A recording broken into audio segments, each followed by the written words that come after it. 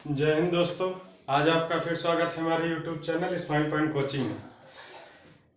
अगर आप हमारे चैनल पर नए हैं तो हमारे चैनल को सब्सक्राइब करना ना भूलिएगा, और लास्ट में अगर वीडियो मेरा पसंद आए तो लाइक और सब्सक्राइब कमेंट जरूर करिएगा। तो आज हम बात करने वाले हैं मैथ, फर्स्ट ईयर की मैथ, जो कि एनडीए में भी काम आने वाली है। हमारी फर्स्ट ईयर की मैथ में आज हम पढ़ने वाले हैं सीक्वेंस एंड सीरीज। क्या? Sequence and series. हिंदी में इसे क्या कहते हैं? अनुक्रम तथा श्रेणी।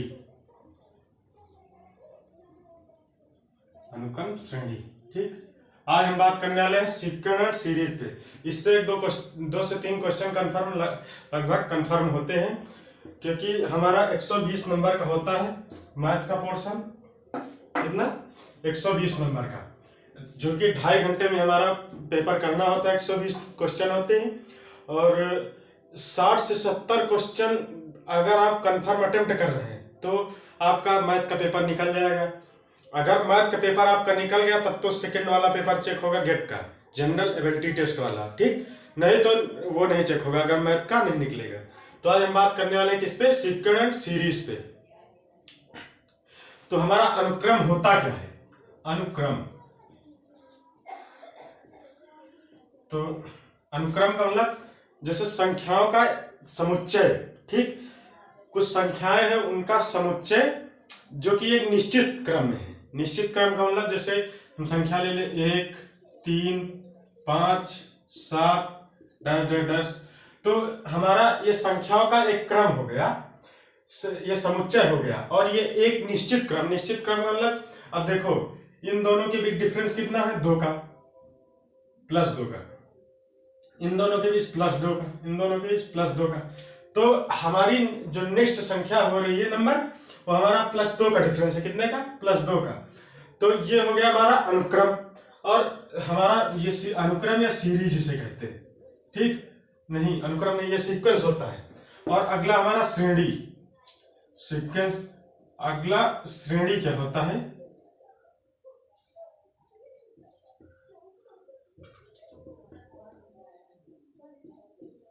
श्रेणी, ये इसे कहते हैं सीरीज। देखो इसमें क्या था कि कामा लगाकर संख्याओं को एक निश्चित क्रम में रखा गया था और एक सेट बनाया गया था, समुच्चय जिसे कहते हैं। और सीरीज क्या होता है? संख्याओं को एक क्रम में लिखते हैं, वो भी प्लस माइनस के साथ। किसके साथ? एक दूसरे को प्लस माइनस के साथ जोड़ते हुए एक रिलेशन में रखते हैं और एक सेट बनाते हैं, जिसे हम लोग क्या कहते हैं? श्रेणी। जैसे हम ले ले, इन्हीं में भी लिए थे, अब ले ले एक, अब इन्हीं को प्लस में करते जाए। किसमें? प्लस में।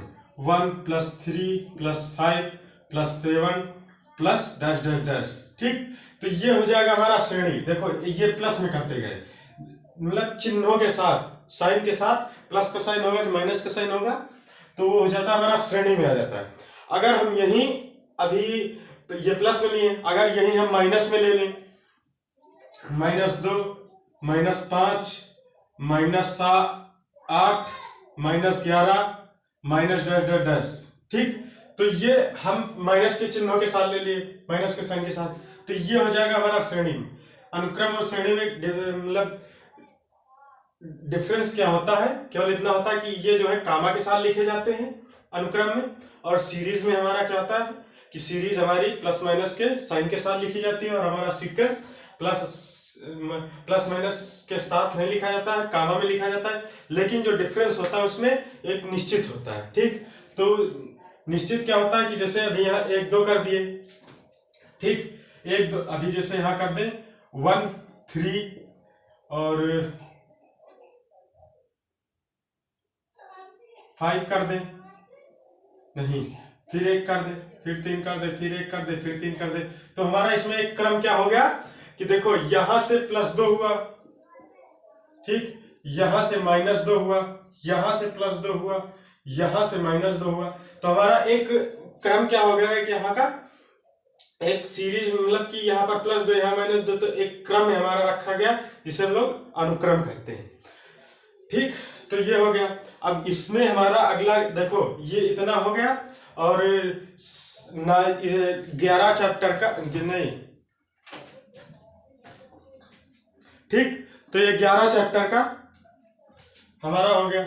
अगला हमारा इसमें क्या होगा कि nवां पद दिया होगा और nवें पद से हमें सीक्वेंस बनानी होगी। जैसे कि हमें एक nवां पद एग्जाम्पल का है हमारा, ठीक, हमको जैसे एक nवां पद दिया गया कि हमारा मान लो एक nवां पद है ए एन बराबर n+1 अपान n इंटू n, मान लो ये nवां पद है, ठीक। तो अगर इसी से बोल दे कि हमारा एक सीक्वेंस बनाओ, मतलब सीरीज बनाओ, तो सीरीज का n हमारा यहाँ पर चर संख्या, चर का मतलब एक वेरिएबल है, तो n बराबर हम क्या ले लेंगे, n बराबर 1 2 3 लेते जाएंगे, क्या n बराबर 1 2 3 4 डैश डैश डैश लेते जाएंगे, ठीक। तो अब हम यहाँ देखो n बराबर 1 2 3, अब n बराबर पहले 1 रखेंगे, तो n की वैल्यू 1 रखेंगे, यहाँ 1+1 अपान 1, तो 1 1 2 और 2 1 या 1 1 अपान 2 अपान 1 इक्वल 2, एक पहला पद ये हो गया, ठीक। अब दूसरा पद क्या लेंगे कि a2 बराबर यहाँ 2 रखेंगे, 2+1 अपान 2 बराबर 2 1 3 हो जाएगा, 3 2 6 अपान 2 इक्वल टू 2/3 हो जाएगा, ठीक। दो आया a2, a3 आएगा 4, a4 आएगा 5, तो हमारी एक सीरीज क्या बनती जाएगी, a1 a2 a3 a4 a5 ऐसे से बनती जाएगी, जिससे हम लोग किसमें डिनोट करेंगे। जैसे कि देखो a1 की वैल्यू हम क्या निकाले थे, 2 3 4 5 6 डैश डैश डैश डैश, एक हमारी ये सीरीज बन जाएगी। तो ये हो जाएगा कि हमारा nवां पद दिया है, उसमें हमारा एक श्रेणी बनानी होगी। तो ऐसे में हम क्या करेंगे, n एक हमारा वेरिएबल होगा जिसमें 1 2 3 डैश डैश एज तक रखते जाएंगे, एज का मतलब 1 2 3 4 डैश डैश एज।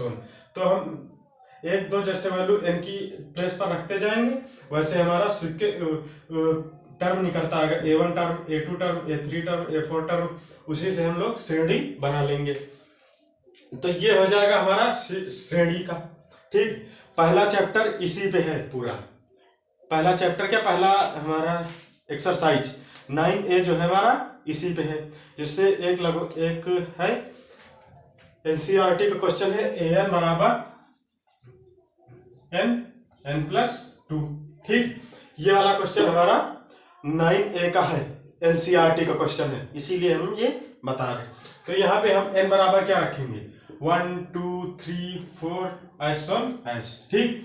तो यहाँ n बराबर 1 रखो, पहले यहाँ पर n बराबर 1 रख लिए, यहाँ पर n बराबर 1 रखो, 1 + 2, तो ये हो जाएगा 1 और 2 1 3 3 1 जा 3, ये 3 हो जाएगा। a2 बराबर क्या होगा, 2 रखेंगे, 2 + 2 2 2 4 2 जा 8, ठीक, 5 हो गया। अब यहाँ आ जाएगा, इसमें 5 ऐड कर दो, तो ये हो जाएगा 13। तो इसी तरह हमारी एक श्रेणी बन जाएगी, n की वैल्यू जैसे रखते जाएंगे 1 2 3 पुट करते जाएंगे, तो वैसे हमारी वैल्यू आ जाएगी। तो ये हो गया तुम्हारा पहले एक्सरसाइज से कि nवां टर्म दिया होगा, उसी में से हमारा n की वैल्यू रखते जाएंगे, पुट करते जाएंगे 1 2 3 4, बस हमारी एक सीरीज बन जाएगी, उसी में a1 term a2 term a3 term put करते जाएंगे, हमारी एक सीरीज बन जाएगी। तो ये हो गया तुम्हारा सीरीज पे पहला, ठीक। इसके बाद हम सीरीज में क्या क्या पढ़ेंगे, सीरीज में हमारा पहला होगा अरिथमेटिक प्रोग्रेशन, जिसे हम लोग समांतर श्रेणी कहते हैं। फिर हम पढ़ेंगे जियोमेट्रिक प्रोग्रेशन, गुणोत्तर श्रेणी हम लोग जिसे कहते हैं, ठीक। तो ये दो पढ़ेंगे। उसके बाद धनात्मक श्रेणी भी हमारी आती है, उसको सबसे लास्ट में देखेंगे। तो पहले हम क्या पढ़ेंगे, गुणोत्तर श्रेणी। क्या गुणोत्तर श्रेणी से हम लोग क्या कहते हैं, गुणोत्तर श्रेणी, इंग्लिश में बोलते हैं इसे अरिथमेटिक प्रोग्रेशन,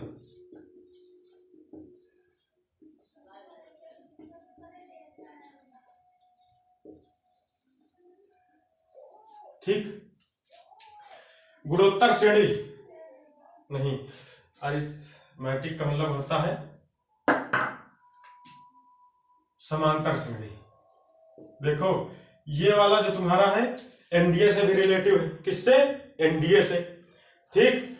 और ये वाला तुम्हारा हाई स्कूल से भी रिलेटिव, किससे? हाई स्कूल से। और ये टॉपिक तुम्हारा फर्स्ट ईयर से भी रिलेशन करता है, ठीक। ये टॉपिक तुम्हारा आगे जाकर बीएससी में मिलेगा, किसमें? बीएससी में।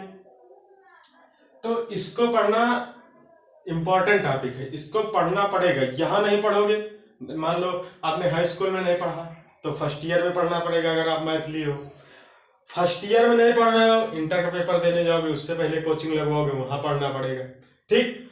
अगर तब भी नहीं पढ़ रहे हो, बीएससी कर रहे हो मैथ से, तब भी ये पढ़ना पड़ेगा। तो पढ़ना तो पड़ेगा ही हर हाल में, या तो पढ़ाई छोड़ दो।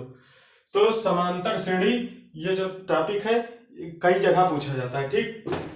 तो ये हो जाएगा हमारा। अब समांतर श्रेणी होती क्या है? देखो, एक इसमें अलग इक्वालिटी होती, तभी इसकी एक श्रेणी ही अलग बनाई गई समांतर की, कि इसको अलग नाम ही दिया गया समांतर श्रेणी का। तो अलग जैसे अभी तुम लोग हो, अपने अंदर क्वालिटी अलग करते हो तभी पहचाने जाते हो। अगर क्वालिटी अलग नहीं है, सब की सेम क्वालिटी, तो कैसे कोई पहचानेगा? कहेगा वहीं उसी ग्रुप के हैं। देखो, एक ग्रुप होता है जिसकी क्वालिटी एक होती है, और उसी में सब ग्रुप के आ जाते, तो एक ग्रुप के नाम से लोग पहचानते हैं। अगर तुम उस ग्रुप से हट के काम कर रहे हो, अपने अंदर एक अलग क्वालिटी पैदा कर रहे हो, तो लोग तुमको अलग नाम से पहचानेंगे, उस ग्रुप में नहीं सम्मिलित करेंगे, ठीक। तो इसीलिए इसमें एक अलग क्वालिटी थी, इसीलिए इसको एक अलग श्रेणी में रखा गया, जिसे समांतर श्रेणी कहते हैं। इसमें अलग क्या था कि मान लो एक श्रेणी बनाई गई 1 2 3 4 5 6 7 डैश डैश डैश ऐसा ना ऐसा। तो क्या होता है कि इसमें अब मान लो हम ये नंबर में लिख दिए, अब इसको ऐसे लिखना हो तो A1 A2 A3 A4 A5 A6, ठीक, डैश डैश डैश। ये होते हैं हमारा, ये होगा पहला टर्म जिसे पहला पद कहते हैं, फर्स्ट टर्म, सेकेंड टर्म, ठीक। ये हो जाएगा तुम्हारा थर्ड टर्म, ठीक। तो ये हो जाते हैं तुम्हारे। अब देखो, इनमें एक अलग क्वालिटी क्या होती है कि ये जो दो टर्मों के बीच का जो डिफरेंस होता है सेम होता है। हर दो, मतलब every two term, difference of every two term is same, like as in दो टर्मों में, in this term A1 A2 minus A1 equal to A3 minus A2 equal to A4 minus A3, ठीक। ये तुम्हारा प्रत्येक जगह, एवरी जगह तुम्हारा सेम होगा, इसीलिए इसे हम लोग समांतर श्रेणी, समान अंतर पे एक इक्वल, मतलब समान अंतर में एक श्रेणी पर हम लोग चढ़ते जाएंगे, इसे हम लोग क्या कहते हैं? समांतर श्रेणी। मतलब दोनों टर्म, जैसे यहाँ पर जो डिफरेंस होगा वही डिफरेंस यहाँ पे होगा, वही डिफरेंस यहाँ पे होगा, इसे हम लोग क्या कहते हैं? Common difference. क्या कहते हैं? Common difference. कॉमन डिफरेंस या सार्वंतर, ठीक। इसे कहा है डिनोट करते हैं? डी से डिनोट करते हैं कॉमन डिफरेंस को, ठीक। तो सबसे पहले क्या करते हैं, अगर श्रेणी दी है तो उसमें डी के लिए क्या करते हैं? डी बराबर निकालते A1 A2 माइनस A1 बराबर A3 माइनस A2, ऐसे देख लेते हैं और डी निकाल लेते हैं। ये हो गया तुम्हारा ये। अब जैसे कि अब दिया क्या होता है, अब जैसे कि एक समांतर श्रेणी दी है, उसी में हमको nवां पद निकालना है, ठीक। an पद निकालना, तो उसमें क्या करते हैं? अगर पहला टर्म प्लस n-1 कर देंगे और यहाँ पे d। तो nवां टर्म निकालने के लिए तुमको क्या क्या दिया होगा? a दिया होगा पहला टर्म, n दिया होगा कि जैसे n का मतलब जैसे पांचवा पद निकालना है तो n बराबर 5 हो जाएगा, d निकालना, d दिया होगा, ठीक। तो जैसे ये दिया होगा तुम्हारा nवें पद के लिए, तुम्हारा ये सूत्र हो जाए कौन सा? an बराबर a plus n minus 1 into D, ठीक। अब जैसे बोल दिया गया कि किसी समांतर श्रेणी का फर्स्ट टर्म 2 है, और उसका 5वां पद निकालना है, 5th टर्म, और डी तुम्हारा दे दिया गया 3। तो क्या होगा, तो ए 5 कर दो, और ए की जगह पे 2 रखो, प्लस एन की जगह पे रखो 5 -1, डी की प्लेस पे रखो 3। ठीक, 2 + 4 और ये हो जाएगा 3, 2 + 4 = 12, 2 = 14। ठीक, ये 5वां पद कौन सा होगा, 14। ये हो जाएगा तुम्हारा ए 5वां पद। ठीक, तो ये हो गया हमारा कि nवां टर्म निकालना है। अब हम बात करते हैं कि जैसे इसे जनरल टर्म भी कहते हैं। क्या, जनरल टर्म, जनरल टर्म या व्यापक पद। ठीक, व्यापक पद भी कहते हैं इसे। अब हम बात करते हैं जैसे कि अभी ये था कि शुरुआत से ना, कि शुरू से 5वां पद निकालो। अब दे दिया जाएगा कि लास्ट से 6वां पद निकालो, अंतिम से 6वां पद, अंतिम से 6वां पद। ठीक, तो ये कैसे, इसके लिए भी एक फार्मूला होता है। जैसे फर्स्ट टर्म को किससे डिनोट करते हैं, ए से, तो लास्ट टर्म को किससे डिनोट करते हैं, लास्ट टर्म बराबर एल से। इसको कहाँ डिनोट करते हैं, एल से। तो इसका फार्मूला क्या हो जाएगा, अंत से 8वां पद। ठीक, तो इसके लिए हो जाएगा L - R - 1 इंटू डी। इसके लिए ये फार्मूला लिखते हैं कौन सा, ये वाला।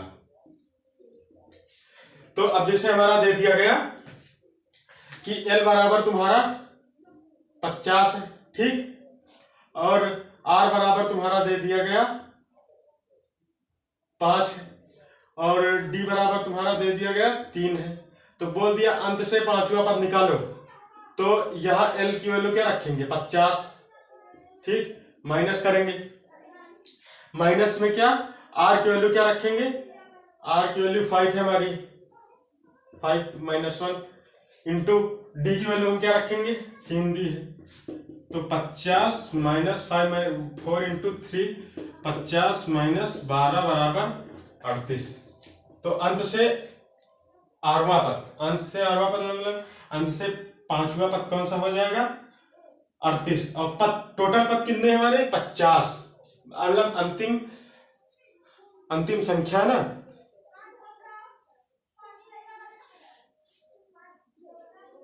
अंतिम पद है ना ये हमारा लास्ट टर्म, अंतिम पद का मतलब 38। इसी तरह मतलब लास्ट पद है ये, लास्ट में जो पद होगा 38 लास्ट वाला 50वां पद होगा। ठीक, तो ये होगा तुम्हारा लास्ट टर्म। तो ये हो गया तुम्हारा लास्ट टर्म और शुरुआत का टर्म।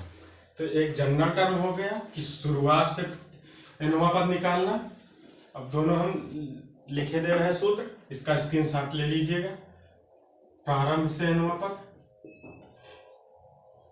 राइटिंग बढ़िया बनाएंगे हम लोग, राइटिंग नहीं बना पाते, कैसे स्टाइलिश पीस अभी बनाएंगे देखना। प्रारंभ से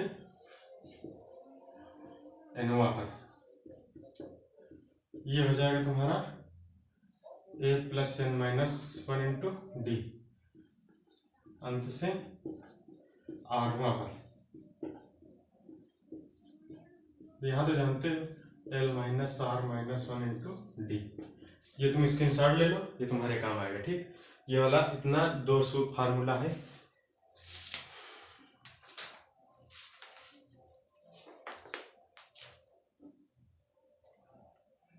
देखो आज केवल हम फार्मूला और उस पर केवल एक एग्जांपल बताएंगे। एक्सरसाइज मेरी कल होगी। ठीक, अब केवल देखो एनडीए में क्या होता है कि अगर हम तुमको ये बता दे, फार्मूला बता दे, उस पर बेस एक सवाल बता दे, बस इतना होता है।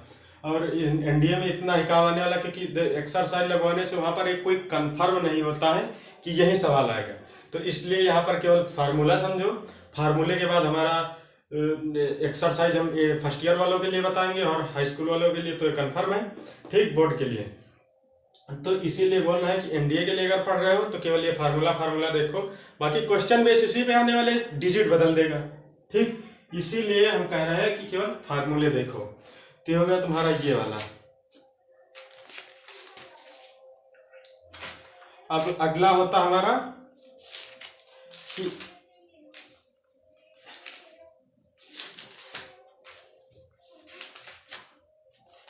एन पदों का योग, समांतर श्रेणी में एन पदों का योग।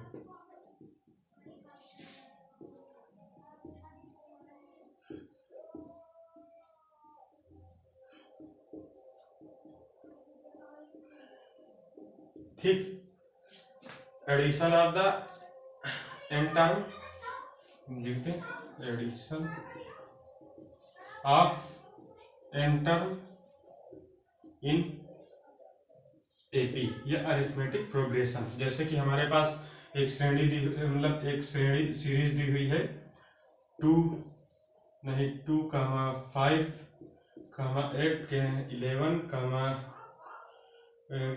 14, ये दिया 14 हो गया, 16 हो गया, 20 हो गया। ठीक, अब इतना टोटल पद दिया हुआ है। अब इसका बोल रहा है टोटल समेशन क्या होगा। ठीक, तो इसके हम इसको एस एन से डिनोट करते हैं। कहाँ से? एस एन से, मतलब summation of N term, S n का मतलब समेशन ऑफ एन टर्म। तो पहला टर्म हमारा ए हो जाएगा, क्या? ए। तो इसमें लिख लेंगे, देखो इसका फार्मूला होता है 2, इसके दो फार्मूले होते हैं 2a प्लस, देखो ये होता बाहर n/2, 2a plus n-1 into D. ठीक, ये होता है हमारा summation of N term formula. तो देखो a बराबर हमारा क्या दिया 2, और d बराबर निकाल लेंगे 5 - 2 बराबर 3, और हमारी जरूरत क्या है अभी? d की भी जरूरत, तो d निकल आया। n की जरूरत क्या है? 1 2 3 4 5 6 7 8, 2 2 4 2 6 7 दिया है, तो n बराबर हो जाएगा 7। ठीक, इतना हो गया। अब इसमें इतने की जरूरत है, तो इस 7 बराबर, देखो n की वैल्यू 7 पदों को जोड़ना ना, तो यहाँ 7/2 कर दो, 2 इंटू a की वैल्यू 2 हो जाएगी, प्लस n 7 - 1 इंटू 3, तो 7/2 इंटू 2 दूनी 4, 7 से गया, बचेगा कितना? 6 त्रिक 18 हो जाएगा, 18 4 22 गुणे 7/2, 11 बचेगा 77। तो 7 पदों का योग कितना आ गया? 77 आएगा। अब अगर आप नहीं मान रहे हो तो ऐसे जोड़ के देख लो कैलकुलेटर से। ठीक, ये हो जाएगा तुम्हारा एसएन। पहला फार्मूला ये होता है। दूसरा फार्मूला कौन सा होता है? दूसरा हमारा फार्मूला होता है एसएन बराबर, वो होता है n/2 a प्लस एल।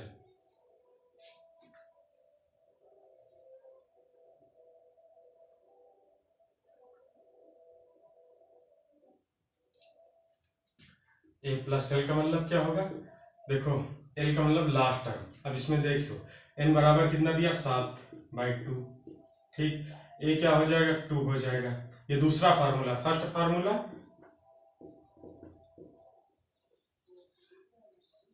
ठीक, ये हो जाएगा सेकेंड फार्मूला। दो फार्मूले हमारे होते हैं, एस एन बराबर n/2 a प्लस एल। एक फार्मूला था एस एन बराबर n/2 2a plus n-1 into D.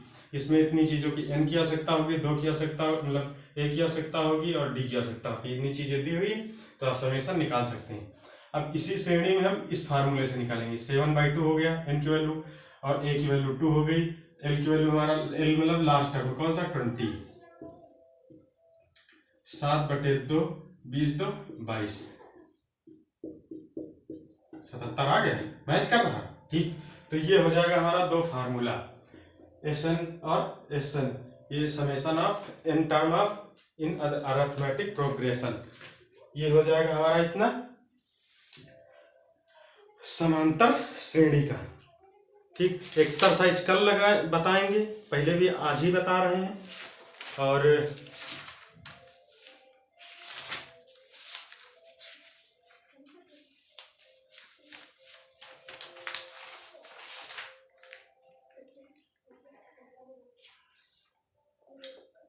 ठीक, इतना हो गया। अब कुछ चीजें इसमें की रिमेम्बरिंग करने वाली चीजें, मतलब कुछ अभी कुछ पॉइंट बताएंगे जिनको आप दिमाग में बैठा लेना कि क्या करना होगा। अगर देखो, पहला, अगर समांतर श्रेणी में कोई 3 संख्याएं लेने को बोल रहा है तो उनको कैसे लेंगे।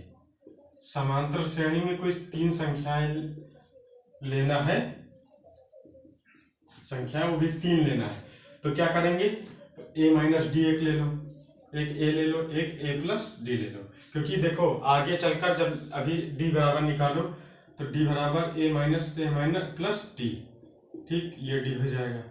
तो इसी तरह a आगे चलकर कट जाएगा, इसलिए ये वाला लेते हैं कि अगर 3 संख्या में कंसीडर करनी कौन कौन सी, तो करेंगे a माइनस डी, a और a प्लस डी, ये 3 संख्या कंसीडर करेंगे। अगर हमें 4 संख्या कंसीडर करनी है तो उनमें क्या लेंगे, 4 संख्या कंसीडर करेंगे, 4 संख्याएं कंसीडर करेंगे तो उनमें लेंगे a माइनस 3d ले लो, ठीक, फिर a माइनस डी ले लो, a ले लो और a प्लस डी ले लो।